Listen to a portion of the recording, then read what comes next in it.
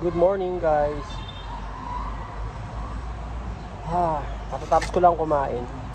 Now, dahil meron akong frozen shoulder. Guys, pag meron kayong frozen shoulder, kailangan nyo talagang stretching yan. Hindi pwedeng hindi. So, ito yung ginagawa ko guys. Gaganon mo lang.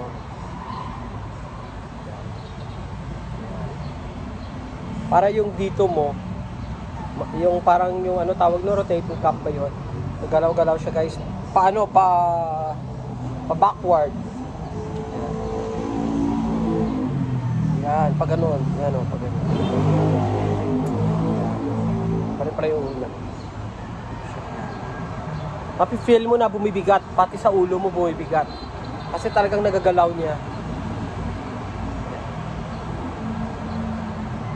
Gawin nyo yan guys for let's say 2 minutes. 1 minute or 2 minutes. Yan. Makikita mo bumibigat dito.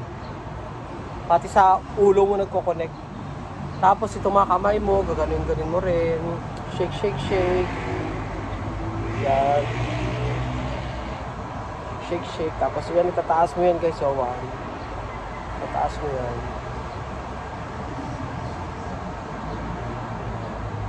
Tapos pwede rin, ito hawakan mo yung dito. Tapos ito yung ulo mo, yan i-led mo sa kabilang side. 1, 2, 3, 4, 5, 6, 7, 8, 9, 10. Tapos ibabalik mo sa kabila. Ayan. Tapos gano'n din sa kabila. Ay, ito. Ay, ito pala.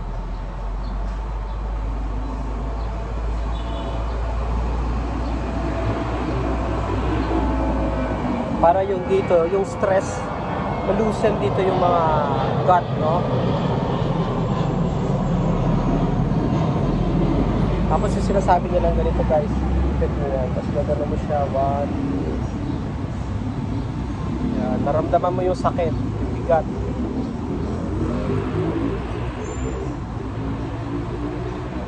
So mga ganong-ganong exercise. Tapos kagabi meron akong na napanood, ganito. Yung hawakan mo dito guys, yung 2 finger mo, gagano mo siya.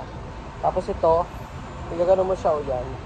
Tapos palabas, balik mo, tapos palapa dito, yan.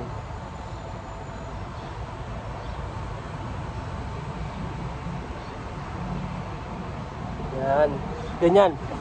Ang hirap kapag may frozen shoulder, no? Tsaka pag hindi mo siya na-stretching, babalik at babalik. So, kailangan continuous talaga. Tsaka, syempre, vitamins. Vitamins yung para sa mga nerves, sa mga bones, yan. Napaka-importante. Hirap magkaroon ng frozen shoulder. So, tsaka yun, iwasan nyo matulog yung nakatagilid lagi. Kasi doon nag-uumpisa yung, doon prone ang frozen shoulder. Kasi dapat pala pag humiga ka, nakatihaya talaga. So, yung tagilid, hindi talaga siya advisable. Lagi ako tagilid. Tapos siguro, one night, pag tulog kong gano'n, hindi ako masyadong nakakagalaw. Dire-diretso na nakaganon lang. So, yun. Prone sa pala sa frozen shoulder.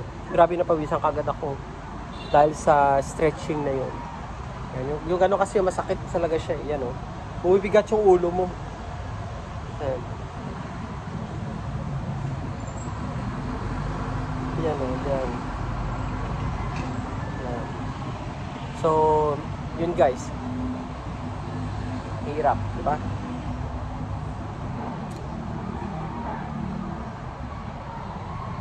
Gawin nyo yan. Morning at saka gabi. Exercise kayo. Okay?